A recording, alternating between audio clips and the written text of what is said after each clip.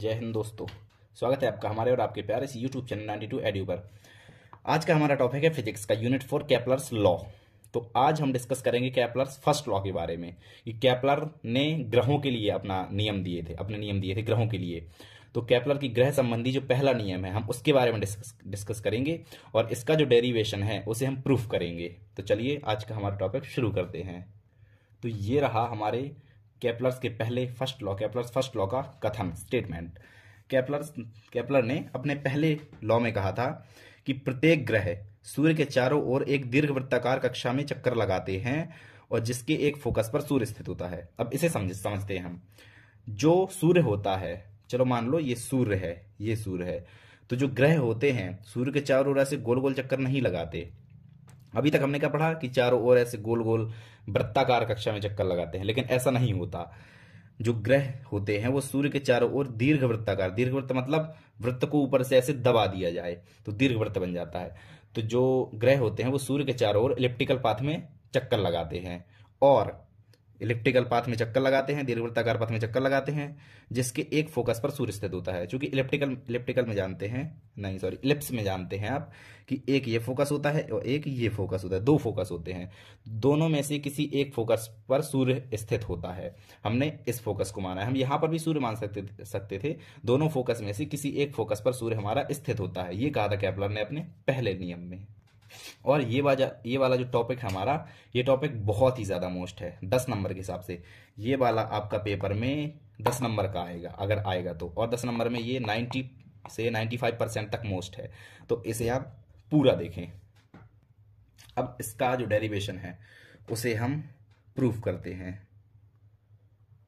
व्युत्पत्ति, ओके। ये डेरिवेशन इसका काफी बड़ा है तो वीडियो लंबी बनेगी मेरे ख्याल से। फिर भी वीडियो को देखें और मोस्ट टॉपिक अपना कंप्लीट करें।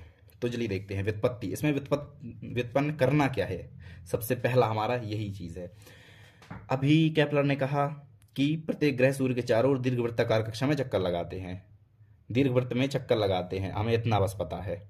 तो इससे अब इसमें क्या प्रूफ करें? इसमें हम प्रूफ करेंगे दीर्घवृत्त का समीकरण। ध्यान दीजिए, जैसे अभी तक आपने पढ़ा है, हम यहां पर भी समझते हैं। अभी तक आपने पढ़ा है x² upon a² plus y² upon b² equal to 1। ये पढ़ा है अभी तक आपने दीर्घवृत्त का समीकरण। इसमें आप एक नया दीर्घवृत्त का समीकरण पढ़ेंगे और वो इक्वेशन है हमारा L/R equal to 1 plus minus e cos theta. ये होता है हमारा ध्रुवीय समीकरण। किसका? इलिप्स का ध्रुवीय समीकरण, दीर्घवृत्त का ध्रुवीय समीकरण होता है। और ये होता है हमारा कार्तीय समीकरण। जिसमें एक्स वाई हो वो कार्तीय होता है, जिसमें आर थीटा हो वो ध्रुवीय होता है। तो ये होता है हमारा ध्रुवीय समीकरण।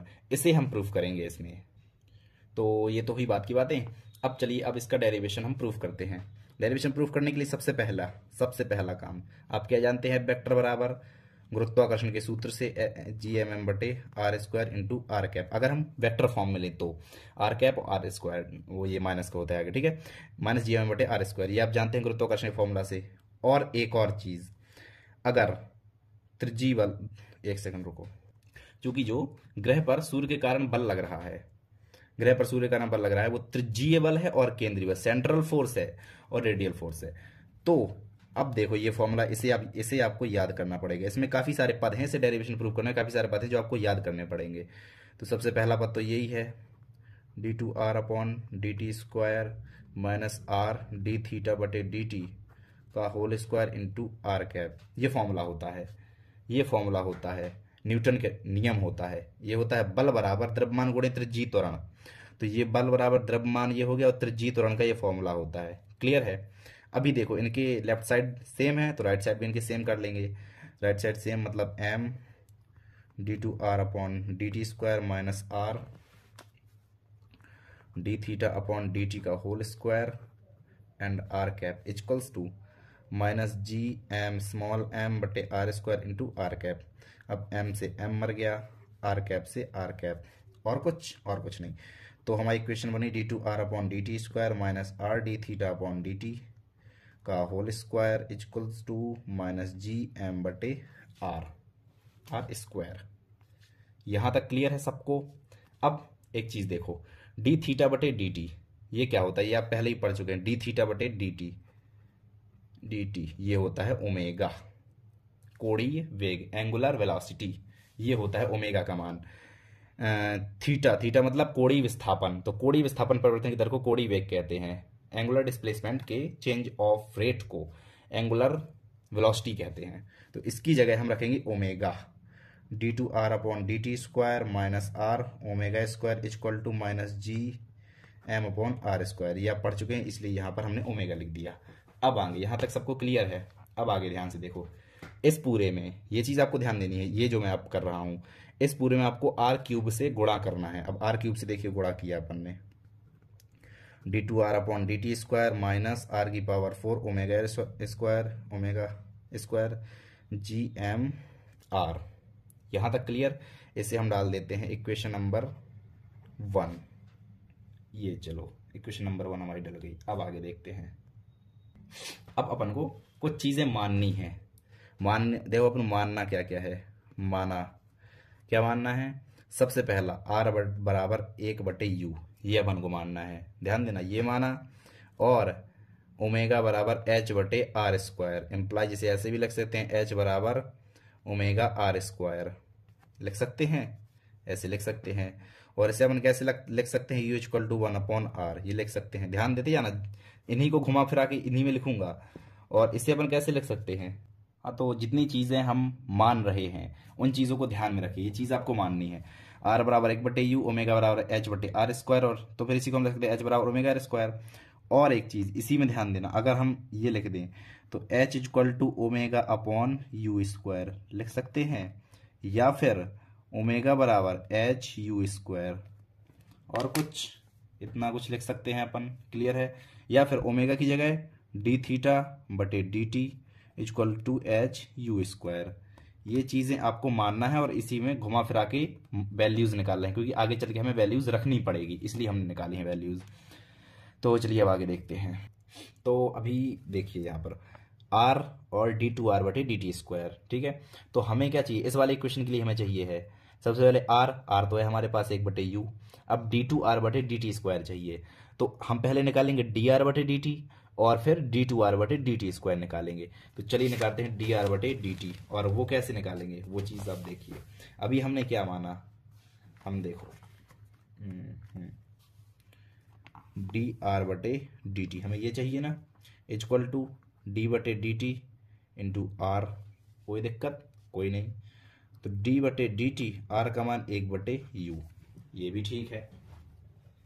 अब आगे इसका हमें करना है अवकलन, क्योंकि हमें dr/dt चाहिए, r का मान 1/u है, इसलिए हमने 1/u लिखा। अब u के सापेक्ष करना है तो हमें du चाहिए, तो du का ऊपर नीचे गुणा कर दो, 1/u du/dt। कोई दिक्कत? कोई नहीं, du से du कट जाएगा, सेम वही आ जाएगा। अब इसका तो अपन ने किया अवकलन, सो -1/u², इसका अवकलन किया अपन ने, 1/u लिखा है, ठीक है। और du/dθ/dt, अपन ने ये क्यों किया, dθ कट जाएगा, वही चीज़ आ जाएगी, लेकिन ये ऐसा क्यों किया? ऐसा अपन ने इसलिए किया क्योंकि dθ/dt का मान अपने पास है, तो इसलिए हम dθ/dt की जगह क्या रखेंगे, ओमेगा, -1/u² du/dθ, एंड इसका मान हो जाएगा अपना ओमेगा, जो कि अभी अपन ने पीछे पहले पढ़ा है। अभी देखिए ओमेगा, और ओमेगा की जगह अपन ने क्या निकाला था मान, देखिए जो अपने मान निकाला उनका यूज़ होने लगा।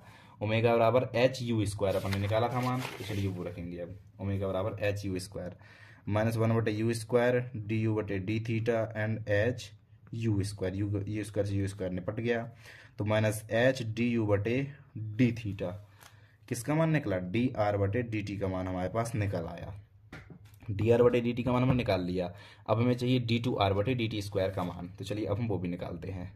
तो ज़्यादा जगह ना लेते हुए मैं साइड में ही निकाल देता हूँ d2r/dt² का मान, क्योंकि पेज बचाओ पेड़ बचाओ, जितना कम पेजों का आप इस्तेमाल करेंगे उतने कम पेड़ काटे जाएंगे, ठीक है।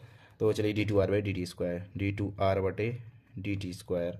इक्वल टू क्या, d/dt एंड dr/dt, ऐसा लिख सकते हैं, बिल्कुल लिख सकते हैं।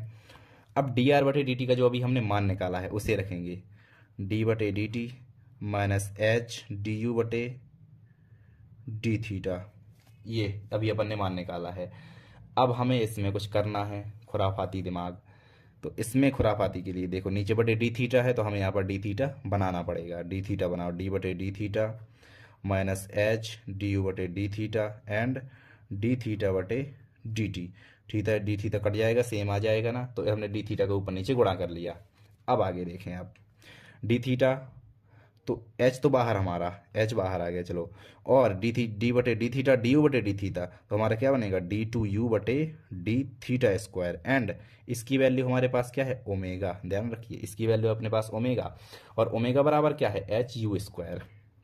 ठीक है ना, ध्यान दीजिए हर पद बहुत इसका महत्वपूर्ण है, समझने लायक। डी थीटा स्क्वायर और इसका ये है मान एच यू स्क्वायर। सो अपने पास क्या निकला डी टू आर बटे डी टी स्क्वायर का मान निकला minus H square U square D two U बटे डी थीटा स्क्वायर। क्लियर है, ये अपने पास निकला D R by D T का मान और ये निकला डी टू आर बटे डी टी स्क्वायर का मान। अभी हम जो हमने इक्वेशन बनाया था, इक्वेशन नंबर 1 कहाँ गया हमारा, हाँ ये रहा इक्वेशन नंबर 1। इसमें हम r और डी टू आर बटे डी टी स्क्वायर का मान रखेंगे, और यहाँ पर भी देखिए इस बीच वाले का मान क्या रखेंगे हम, आर स्क्वायर ओमेगा का मान क्या है, आर स्क्वायर ओमेगा मान एच है, यहाँ आर की पावर 4 ओमेगा स्क्वायर है, तो मतलब एच स्क्वायर इसका मान होगा, इसका मान होगा हमारा एच स्क्वायर, तो ये भी हम मान रखेंगे।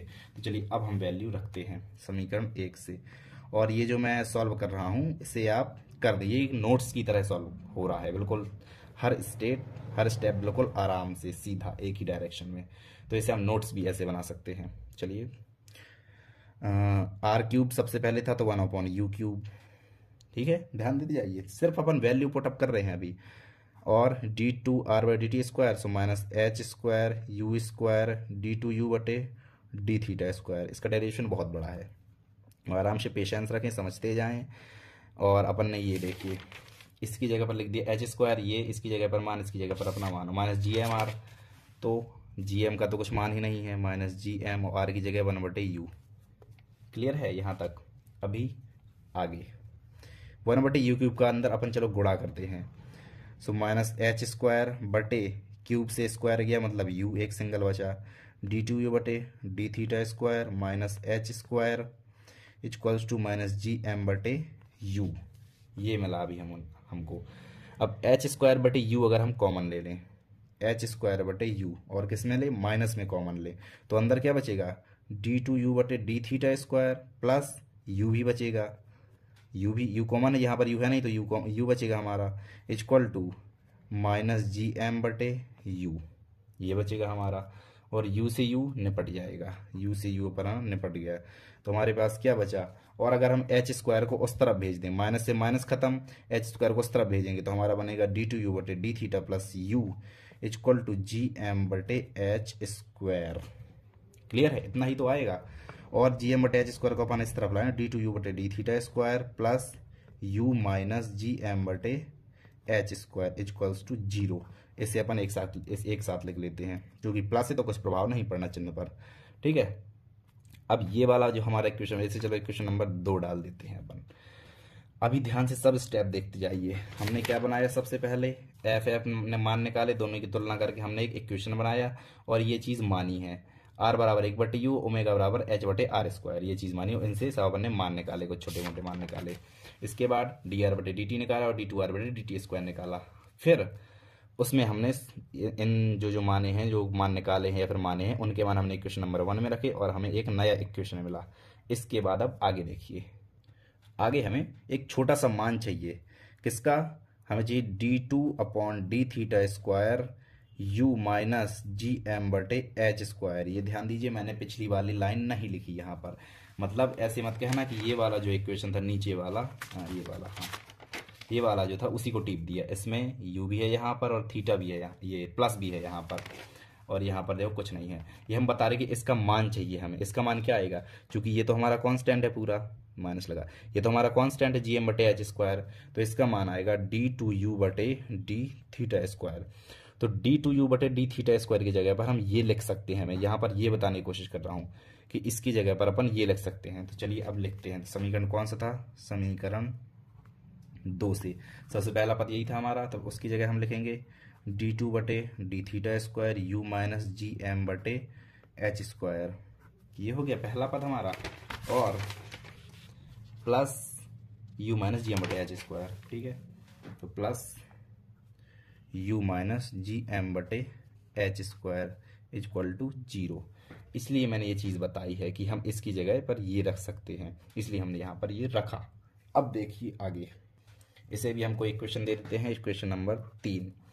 अब इसका हमने हल माना इसका हल क्या है, माना इसका हल है, इसका सॉल्यूशन जो है हमने मान लिया u माइनस जी एम बटे H square equal to A cos theta. ये आपको मानना है, ध्यान रखिए, ये हमने कहीं से निकाला नहीं, ये हमने माना है, ठीक है, माना है। अब आगे देखिए, अगर हम इसे और आगे सॉल्व करें तो हमारे पास आता है जी एम बटे एच स्क्वायर प्लस ए कॉस थीटा, इसे हमने उस तरफ पक्षांतर कर दिया। इसके बाद u, अगर हम पूरे से जी एम बटे कॉस स्क्वायर कॉमन ले लें, जी एम बटे एच स्क्वायर कॉमन ले लें, तो यहाँ पर 1 बचेगा, 1 प्लस ए एच स्क्वायर ऊपर जाएगा बटे जी एम कॉस थीटा। अगर जी एम बटे एच स्क्वायर का अंदर गुणा कर दें तो जी एम यहाँ पर ये आ जाएगा और यहाँ पर एच स्क्वायर जी एम से जी एम ये सब कट जाएंगे और ए कॉस थीटा बच जाएगा, सेम बचेगा। तो हमने जी एम बटे एच स्क्वायर कॉमन लिया है। अब इसे उस तरफ ले जाते हैं, एच स्क्वायर, इसके काफ़ी सारे पद हैं वो रटने वाले हैं। जी एम बराबर 1 plus A H square G M cos theta, इसे हम उठा के इस तरफ ले गए, ठीक है। अभी देखिए, जी एम को अगर हम ऊपर ले जाएं और यू का मान रखें 1/r, यहाँ पर देखिए 1/r बराबर u, या फिर u बराबर 1/r, नहीं r बराबर 1/u, ठीक है, r बराबर 1/u तो u बराबर 1/r, तो u बराबर 1/r रखेंगे और एच स्क्वायर बटे जी एम बटे आर, कोई दिक्कत कोई नहीं, एच स्क्वायर बटे जी एम को हम ऊपर ले गए, अगर सॉल्व करेंगे जी एम नीचे फिर से आ जाएगा। और इसी प्रकार हम यहाँ पर 1 प्लस, यहाँ पर कुछ नहीं, ए एच स्क्वायर बटे जी एम कॉस थीटा। अब देखिए हमें कुछ चीज़ें माननी है, फिर से क्या मानेंगे, माना एल बराबर एच स्क्वायर बटे जी एम एंड ई बराबर ए एच स्क्वायर बटे जी एम, ये चीज़ें अपन ने मानी। तो यहाँ पर एल बटे आर बराबर 1 प्लस ई कॉस थीटा, ये किसका है, ये है हमारा दीर्घवृत्त का समीकरण। तो ये तो हमें पता है कि दीर्घवृत्त का समीकरण है, लेकिन हम इसे प्रूफ भी करेंगे। इसे प्रूफ करोगे दीर्घवृत्त का समीकरण है, ये जो समीकरण निकला है। तो चलिए अब हम इसे प्रूफ करते हैं। अभी हमने ये समीकरण निकाले, समीकरण नंबर इसे 4 डाल देते हैं। अब समीकरण 4 को हम प्रूफ करेंगे कि दीर्घवृत्त का समीकरण है। तो इसे प्रूफ करते हैं आगे अगले वाले पेज से। और इसे प्रूफ करने के लिए हमें कुछ चीज़ें पता होनी चाहिए, क्या वो हम देखते हैं। इसके लिए हमें सिद्ध करना होगा, E लेस देन 1, ये सिद्ध करना होगा। अगर हमने E लेस देन 1 सिद्ध कर दिया तो क्या मिलेगा हमें, E लेस देन 1 मतलब जो ऊर्जा है वो नेगेटिव है, ऊर्जा है जो नेगेटिव है। और नेगेटिव ऊर्जा कब होती है, जब हमारा बंद पृष्ठ होता है, और बंद पृष्ठ दीर्घवृत्त एक बंद पृष्ठ होता है, इसलिए नेगेटिव ऊर्जा हम प्रूफ करेंगे। तो चलिए बाकी की बातें बाद में करते हैं।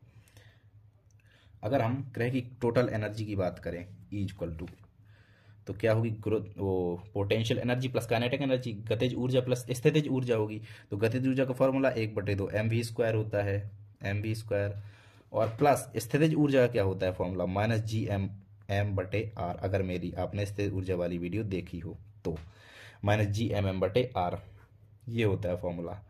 तो चलिए इसे एक और नंबर डाल देते हैं, क्या नंबर 5, पिछला नंबर 4 था ना, एक मिनट में देख लूँ पहले, हाँ 4 था, तो ये वाला नंबर हमारा 5 नंबर हो गया।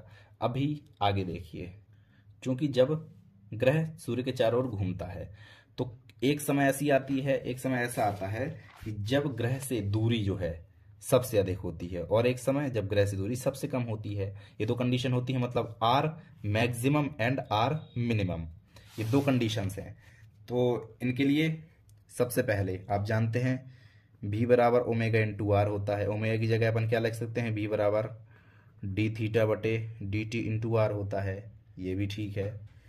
और ध्यान दीजिए, ओमेगा बराबर अभी अपन ने जो माना था, ओमेगा बराबर क्या माना था, h बटे, नीचे देखिए h बटे आर स्क्वायर, तो ओमेगा बराबर h बटे आर स्क्वायर भी हम यहाँ पर लिखेंगे।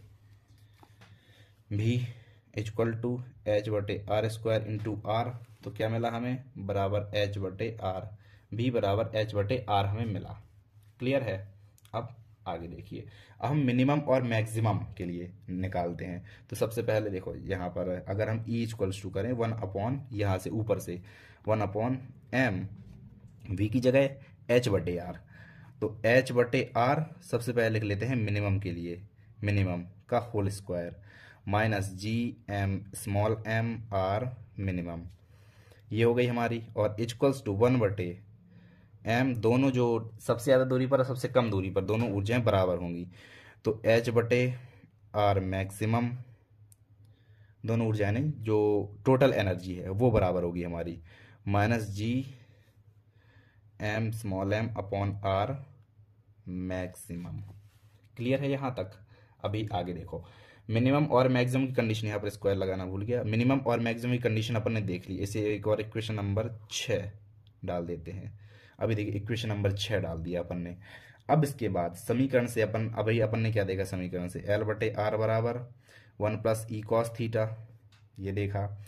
और अगर आर मैक्सिमम की बात करें, अपन आर मैक्सिमम की बात करें, तो थीटा बराबर पाई होगा। सबसे अधिक आर कहाँ होगा? जब थीटा बराबर पाई होगा। थीटा बराबर पाई का मतलब कॉस पाई, और कॉस पाई का मान होता है -1। तो एल बटे R equal to R maximum, L बटे आर मैक्सिमम वाली कंडीशन के लिए 1 माइनस ई कॉस थीटा, नहीं कॉस थीटा मतलब कॉस पाई, तो सॉरी 1 माइनस ई, ये होगा एल बटे आर मैक्स के लिए। कॉस थीटा के तो हमने मान रख दिया -1, तो 1 माइनस ई आर मैक्स के लिए। इसी प्रकार अगर हम आर मिनिमम की बात करें, तो थीटा इक्वल टू 0, तो कॉस 0 इक्वल टू 1, तो एल बटे आर मिनिमम के लिए हमारा मान निकला 1 प्लस ई, आर मैक्स के लिए ये मान निकला और आर मिन के लिए ये मान निकला हमारा। अभी हम ये मान रखेंगे और ये मान हम यहाँ पर 1 बटे आर मिनिमम 1 बटे आर मैक्सिमम, तो 1 बटे आर की जगह 1 बटे आर की जगह हम रखेंगे 1 माइनस ई बटे एल, ऐसे रखेंगे।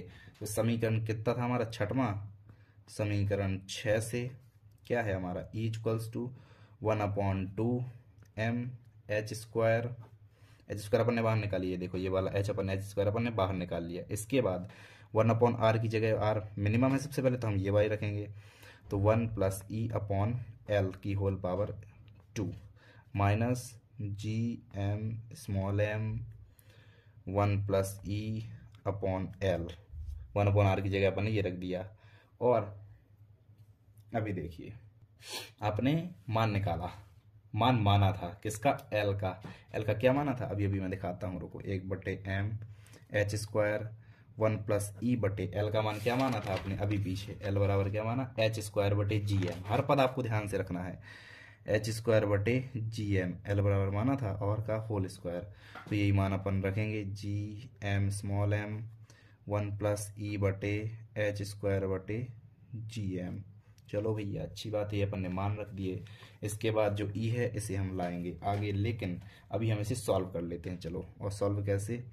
1/2 जी स्क्वायर एम स्क्वायर, तो बटे में है तो ऊपर चले जाएंगे, तो जी स्क्वायर एम स्क्वायर, देखते हैं बिल्कुल सावधानी से, स्मॉल एम एच की पावर 4 हो जाएगा, एच की पावर 4 हो जाएगा, तो स्मॉल एम अपना तो ये है, तो स्मॉल एम बटे में एच की पावर 4, स्क्वायर से 2 निपट जाएगा, बटे में एच स्क्वायर बचेगा, और 1 प्लस ई का होल स्क्वायर ये बचा, माइनस ये यहाँ पर भी जी एम ऊपर जाएंगे तो बनेगा G square M square small m बटे एच स्क्वायर 1 प्लस ई बना हमारा, ये लिखा है आपका जी, ठीक है, ये बना हमारा। अब ई को हम पक्षांतर करके लाते हैं आगे, ई को हम यहाँ पर लाते हैं, ट्रिक यहाँ पर, तो 1/जी square M square small m बटे एच स्क्वायर 1 प्लस ई का whole square minus G square M square small m बटे H square 1 plus e minus e equals to 0, ये ले आए अपन। अब देखो आगे इसके बाद, अभी ये जो हमारा ये बना है, ये इसे आप ऐसे देखिए, a x square minus b x minus c, ये समझ रहे हैं? एक्स स्क्वायर, इसे अपन एक्स स्क्वायर मानते हैं, ये एक्स हो गया, तो ये एक हमारा द्विघाती समीकरण है। तो इसे मैं एक बार और अगले पेज में लिख लेता हूं, फिर आपको एक्सप्लेन करता हूं अच्छे से। ये है वो समीकरण जो अभी अभी हम निकाल चुके हैं। अब इसे देखिए, एक्स स्क्वायर इसे माना, ये एक्स माना, तो ये एक हमारा द्विघाती समीकरण हो गया। द्विघाती समीकरण हो गया। तो द्विघाती समीकरण के लिए हमारे पास श्रीधराचार्य सूत्र। श्रीधराचार्य सूत्र कैसा होता है? x इक्वल टू एक्स मतलब 1 plus e equal to minus B, ये हो गया हमारा b, इतना हो गया, ये तो x है ना, ये हो गया हमारा b, माइनस माइनस प्लस हो जाएगा, माइनस का है तो माइनस माइनस प्लस हो जाएगा, minus b G square M square small m बटे H square plus minus root b square minus 4ac। तो बी स्क्वायर मतलब जी की पावर 4 एम की पावर 4 स्मॉल एम स्क्वायर बटे एच की पावर 4। ध्यान दीजिए, इसका square B square minus 4ac, तो सी में माइनस है तो यहाँ पर प्लस हो जाएगा, प्लस 4 ए का मान क्या है, ये है ए का मान, G square M square small m बटे 2h स्क्वायर इंटू ई, ये हो गया ना 4ac बटे 2a। सो 2 और a क्या है हमारा, G square M square small m बटे 2h स्क्वायर। ध्यान दे जाइए, सब एक एक पद बिल्कुल बहुत सावधानी से अपन को लिखना है। तो ये लिख दिया अपन ने श्रीधराचार्य का सूत्र। ये श्रीधराचार्य का सूत्र आप लोग पढ़ चुके हैं।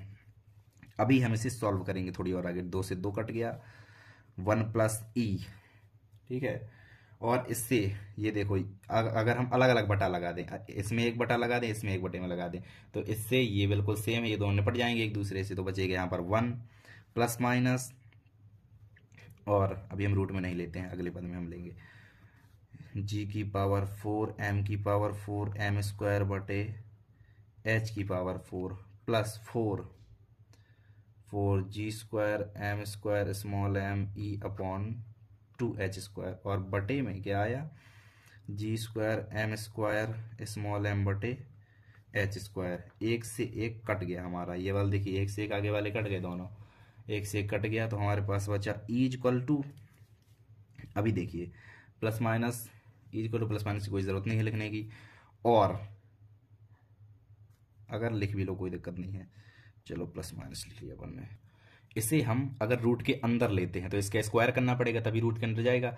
ये वाला रूट यहाँ से, मतलब इसके इस पर भी अगर हमें रूट लगाना है तो इसका स्क्वायर करना पड़ेगा, तो रूट के अंदर चला जाएगा।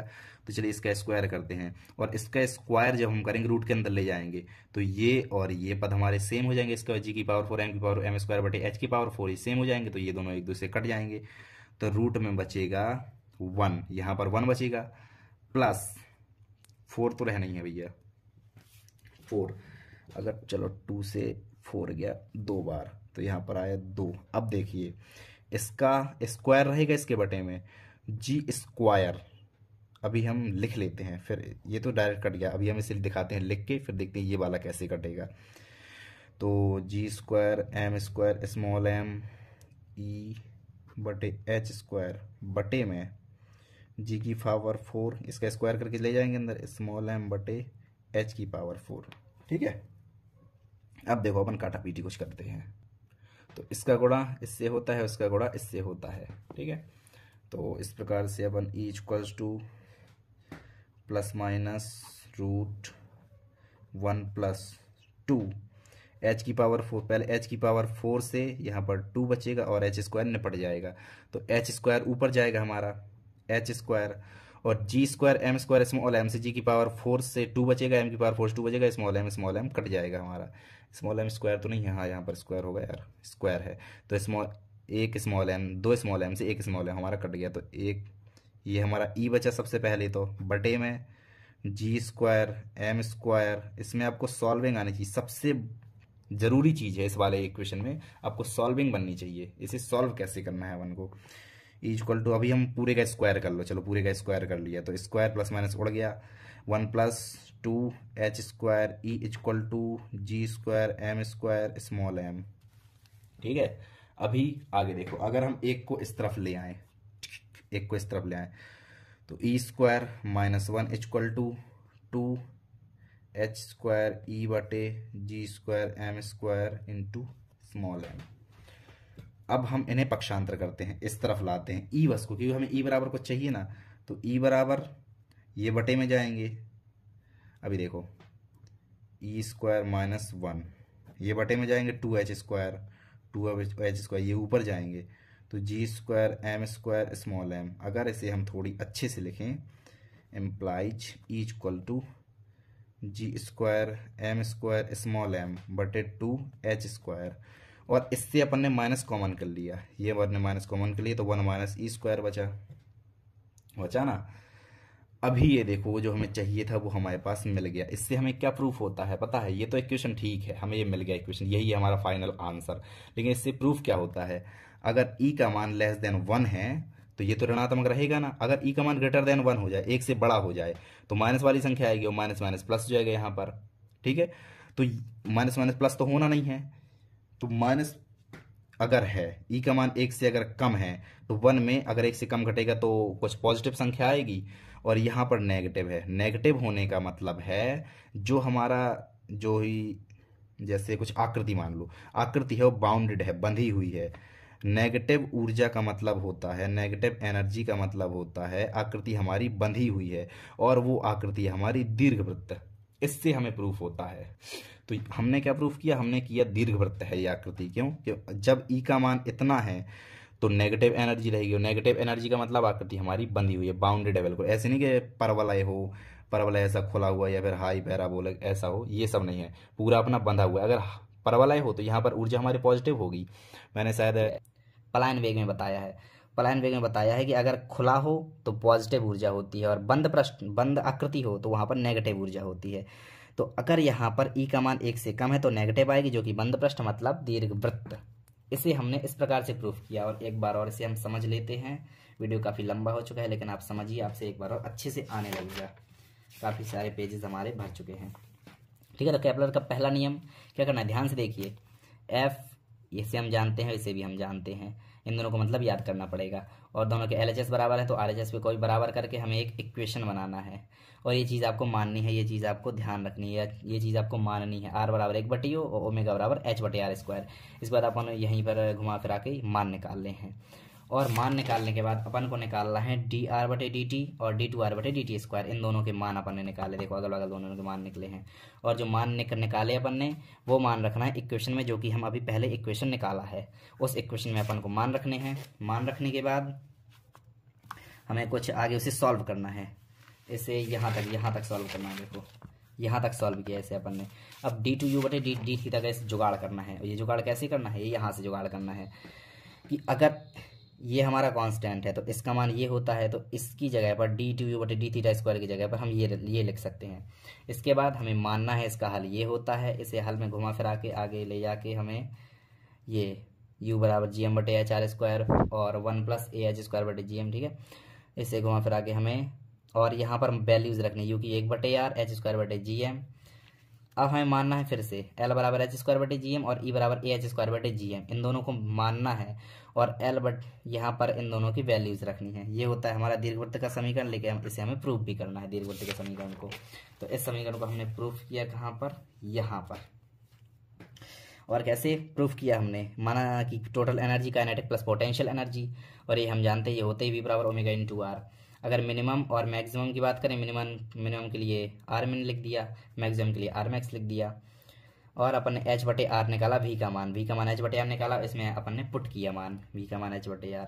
इसके बाद 1 + e cos थीटा मैक्सिमम के लिए, थीटा बराबर पाई, मिनिमम के लिए थीटा बराबर 0 से cos दोनों को मान निकाले, और L/R का अपन ने मिनिमम और मैक्सिमम पर मान निकाले, L/R के मिनिमम मैक्सिमम पर मान निकाले। इसके बाद ध्यान से देखिए, हमने मान रखा किसका? 1/R का, 1/R मैक्स, R मिनिमम के लिए, 1/R मिनिमम के लिए हमने मान रखा, और सॉल्व किया, सॉल्व किया, L का मान रखा, फिर सॉल्व किया धीरे धीरे, और हमने एक द्विघात समीकरण बनाया। द्विघात समीकरण के बाद हम उसे सॉल्व करते गए। 1/E बराबर, इसे यहाँ पर हमने लिखाया श्रीधराचार्य सूत्र, ये आप पढ़ चुके हैं, कक्षा 10 में है श्रीधराचार्य सूत्र। तो यहाँ पर हमने लगाया श्रीधराचार्य सूत्र, जो कि होता है x बराबर -b + √b² - 4ac होता है, -4ac/2a होता है।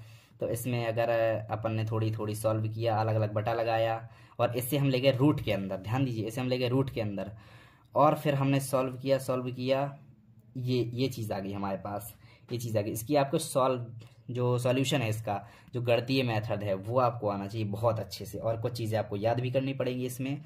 यहाँ पर हमने E < 1, तो एनर्जी होगी वो हमारी नेगेटिव होगी, इसलिए हमारा जो पाथ होगा वो होगा दीर्घवृत्त। इसका जो ये वाला केपलर्स फर्स्ट लॉ है हमारा, ये सबसे बड़ा है इसका डेरिवेशन पूरी फिजिक्स में, और 10 नंबर का आना ही है इसे, इसलिए ये आप अच्छे से सीख लें। और अगर अभी तक आप वीडियो देख रहे हैं तो बहुत बहुत धन्यवाद आपको वीडियो देखने की। Thank you so much. मिलते हैं अगले टॉपिक के साथ, केपलर सेकंड लॉ के साथ, और वीडियो को यहीं पर एंड करते हैं। Good bye.